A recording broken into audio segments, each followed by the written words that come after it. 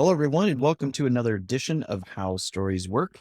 Today, I want to talk about the mindset of a story and what that actually means. If you look at the list of premises here in subtext, you'll see up here this simple filter. You can have all of them, or you can organize them by reason, or you can organize them by relationships. So, what exactly does that mean? If I come into the premise builder, and I scroll down to the subtext settings here. These are the settings that set the dynamic relationships between the different elements here in the premise on the right. You'll see that the top one says what organizes the structure of this premise. And then you have those same two choices, reason or relationships.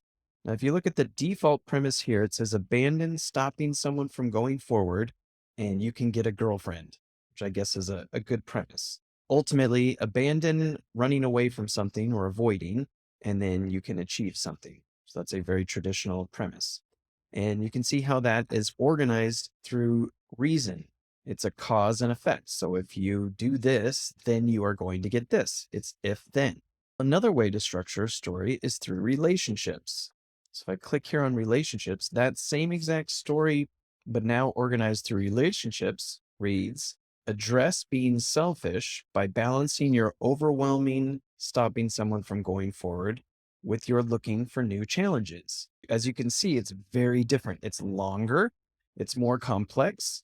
And the most interesting part is that it actually balances two character elements here, the avoid and the pursuit, and doesn't even have a goal. The other one had a goal. If you get rid of the avoidance, then you'll end up achieving something or obtaining something. This one just says address this issue of being self interested by balancing the overwhelming nature of running away from something with going after something. So balance the overwhelming avoidance in your life with pursuits, and that will help you address being selfish. It'll help you address that issue of self interest. So there is no real goal in a story structured around relationships. Whereas in the reason side of things, there definitely is a goal.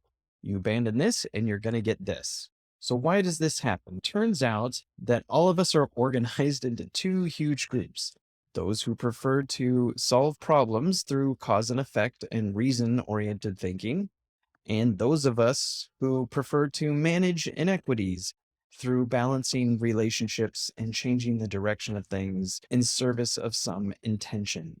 And as it turns out, that's how our stories are organized. If I come back here into premises and I look up here at the very top, these are all the different stories. So now if I organize them through reason, you could see here Tenet, White Tiger, The Vast of Night, Kajillionaire, Hamilton. All of these films here, Top Gun, The Color of Money, Jojo Rabbit, these are all very cause and effect, Knives Out. So there's a mystery to be solved, A Few Good Men. There's some injustice that needs to be fixed. All of these are organized through reason. If I come back up here and I switch it to relationships, you're going to see a very different set of films.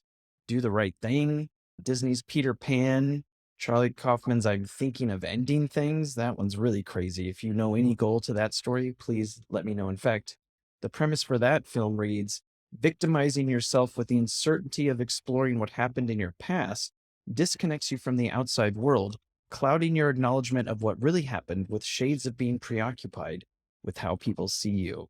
And that's why not a lot of people have seen this film, because this is what it's all about. And they'd much rather go see something like Top Gun. Not all relationship stories are confusing. Do the right thing. Staying in harmony with thwarting someone keeps you from growing, allowing worrying about a group's future to challenge relationships. It's a very challenging atmosphere, but it's all about the relationship balance there. Or here's Elf. Being in harmony with living up to a standard allows your issues with an innate capacity to bring good cheer to help you heal and transcend. Elf is a very simple story, but it's also structured around relationships. The Farewell, Eternal Sunshine of the Spotless Mind, Mean Girls, even this really great X-Files episode with the writer in it, Mississippi Burning, Fault in Our Stars. All of these are not just about relationships, Leave No Trace, which is a fantastic film, but they're structured around relationships and they're more about managing inequities. So for instance, Leave No Trace, opening yourself up to moving on, manages having to give someone constant attention while sending you down the path of becoming more present.